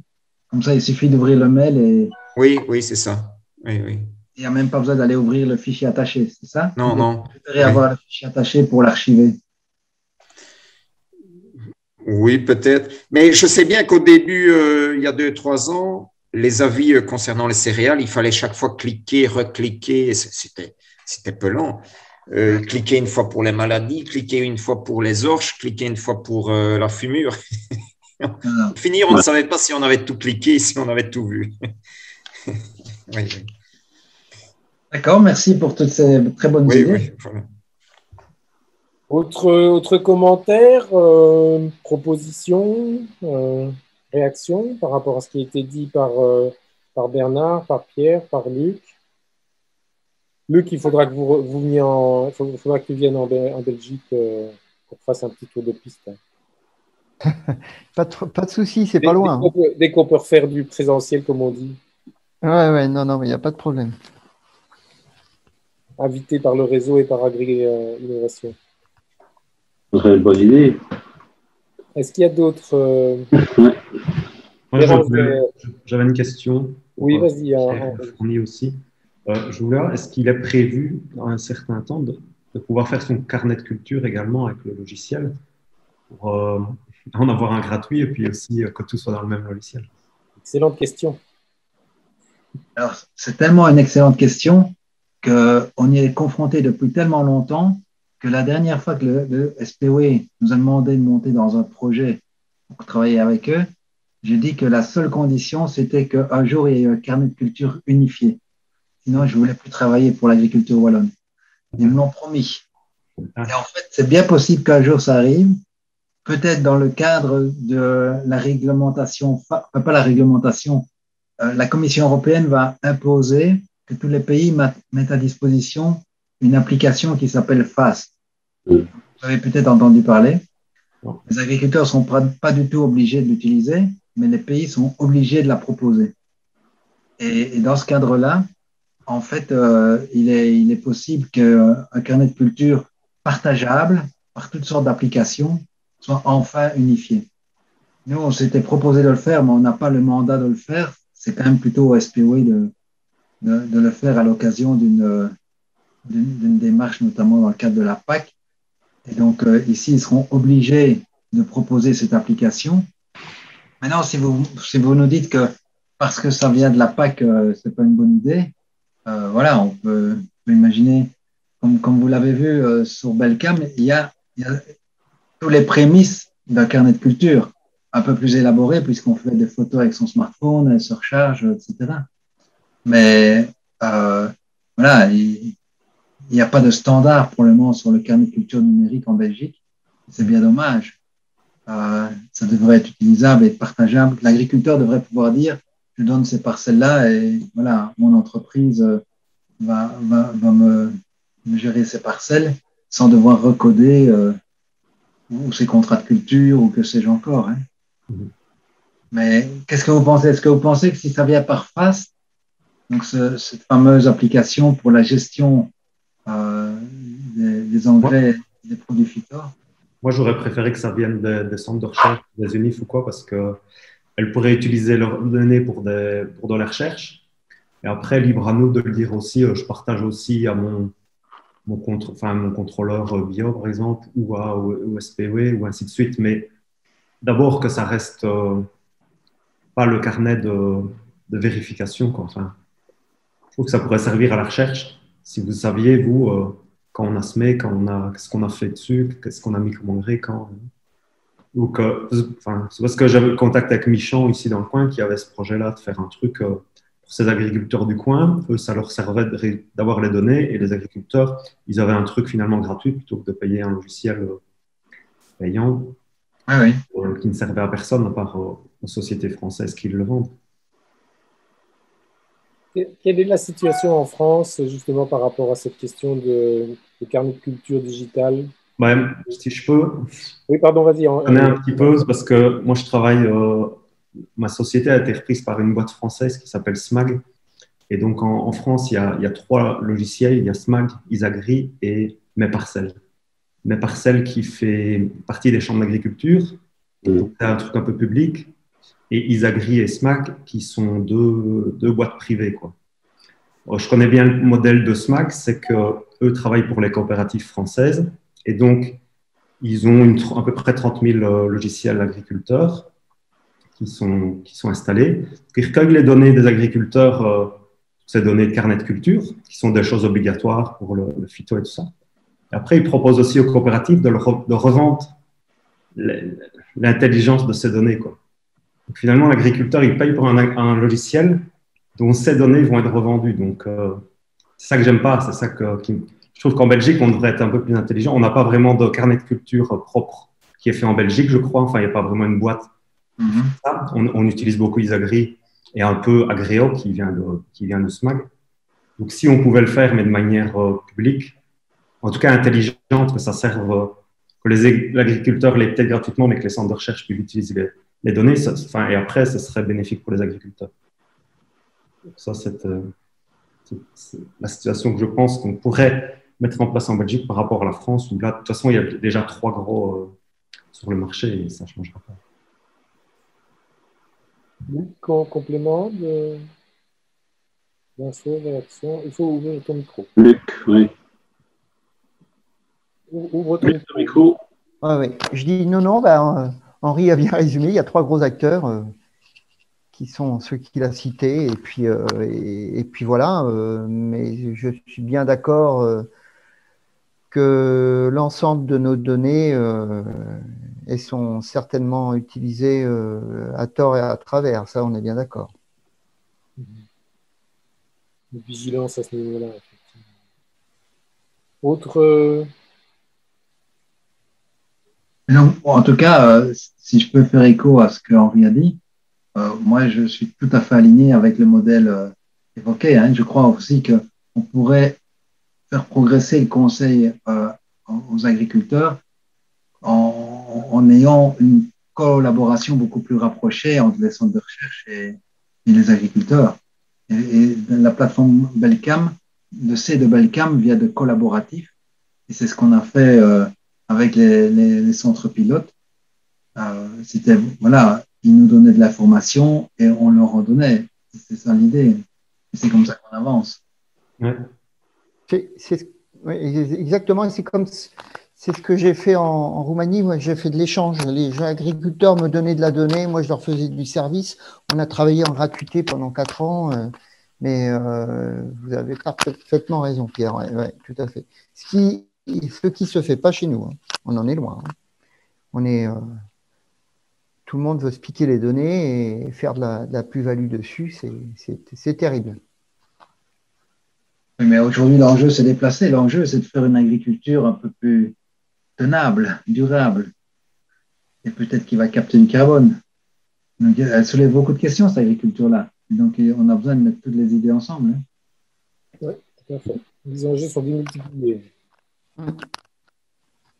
Réaction, Benoît? Oui, Pierre, est-ce que tu souhaites qu'on en fasse de la publicité dans les campagnes? Je n'ai pas dit nécessairement de commencer à t'appeler pour que tu viennes 3 fois par semaine en exagérant. Non, ce n'est pas ça. Non, mais il peut y avoir un deal entre guillemets, quoi. Hein. Si tu souhaites qu'on fasse de la publicité, ben, tu peux nous donner un peu certaines infos ou un petit diaporama minimum pour déjà, allez, pour essayer de faire passer ce genre d'idées. Et puis, on verra après comment ça évolue. Non, mais je sais que tu as un homme de réseau extraordinaire. Il n'y a pas que moi. Hein. Je pense qu'on est tous complémentaires. Hein. C'est dans ce sens-là qu'il faut. Parce que tu parles de moi, mais tu peux parler d'Henri aussi. Hein, et d'autres. Hein. Et donc, la réponse est oui. Maintenant, peut-être que c'est vrai qu'en vous entendant, s'il faut lancer une campagne d'information, peut-être qu'on devrait, nous, avoir réussi à faire cette livraison vers l'agriculteur et ne pas attendre qu'il vienne vers la plateforme. Enfin, que l'agriculteur vienne une fois vers la plateforme, comme Henri nous l'a dit. Il a sélectionné une fois ses parcelles et puis après, c'est fini. C'est nous qui lui envoyons de l'information. Et bien sûr, il peut s'inscrire quand il veut. Donc ça, je voudrais qu'on ait mis ça au point avant de faire la campagne. Mais je suis tout à fait ouvert. Le but, si on fait tourner des ordinateurs, c'est pas juste pour remplir nos écrans et nos disques durs. Hein. Et donc, plus ça sert, mieux c'est. Tout à fait. Tu nous recontactes. D'accord.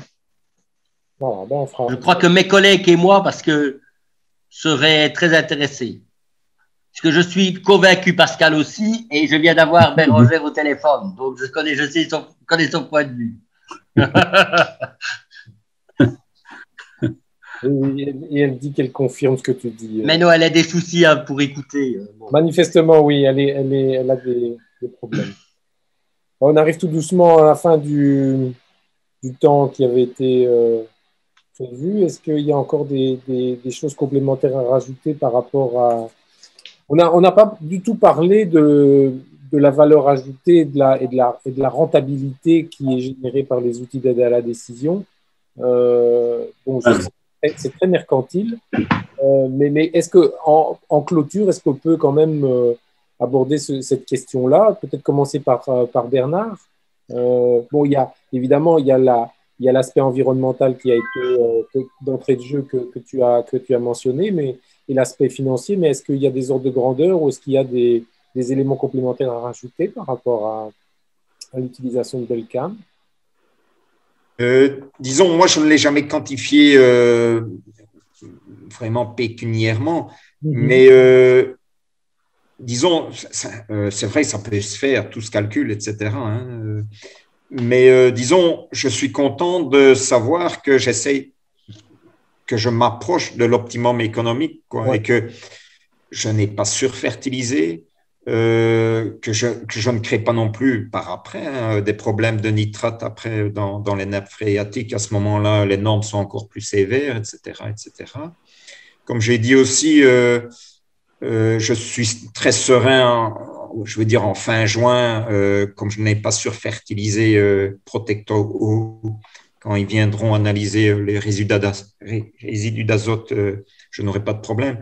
Donc, il y a des avantages, oui, financiers, ça c'est indéniable, mais aussi de sérénité dans ça fait partie de toutes ces la valeurs. conduite de la culture, ça, oui. Okay. Oui. Luc, par rapport à cette question-là? Eh ben, comme Bernard, je vais répondre. Je n'ai pas quantifié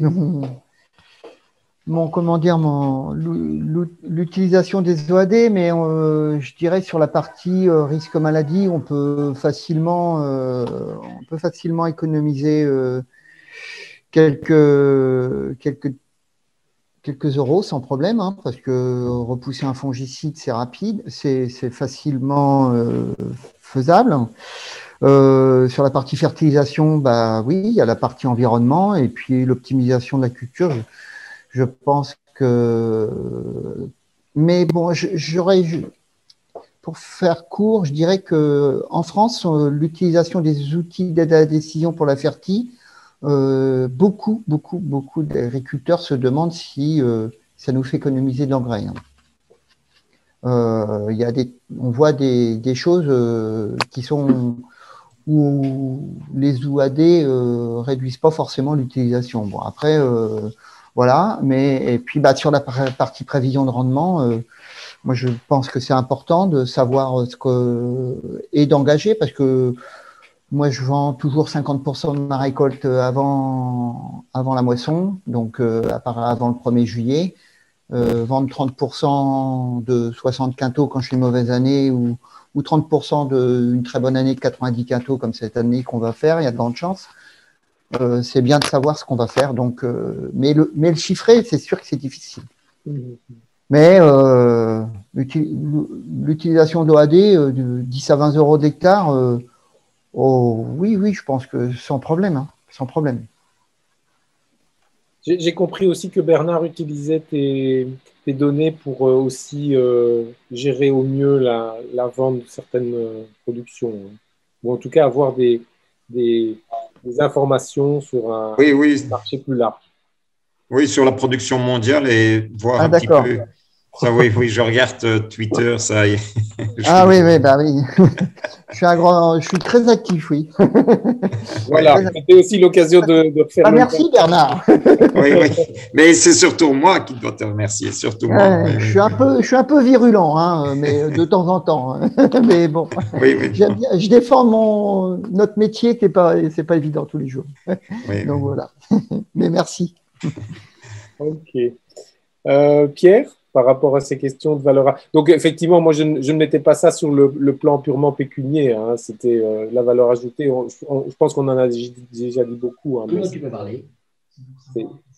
Donc, il y a la valeur ajoutée pécuniaire financière. On avait rêvé à faire un travail avec des agroéconomistes qui n'a pas été financé. Donc, peut-être qu'on reviendra un jour avec ça.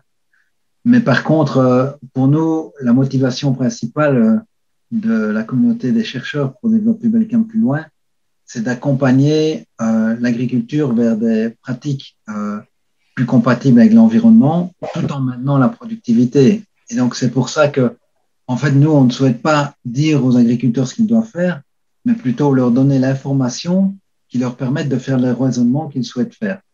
Et donc, c'est pour ça que, voilà, en mettant un NNI, on n'est pas en train de faire un conseil de fumure au sens strict, mais lui donner le NNI de sa parcelle par rapport à celle des voisins et son rendement et sa croissance par rapport à ses voisins, ça contextualise sa pratique, ce qui lui permet de raisonner et peut-être de faire des choix plus éclairés que ce qu'il ferait en appliquant une pratique plus routinière. Donc l'idée, c'est d'accompagner la réflexion de l'agriculteur, lui donner les outils pour le faire. Il est la finalité même d'un outil d'aide à la décision. Tout à fait. Et donc, ce n'est pas la décision du tout. Non.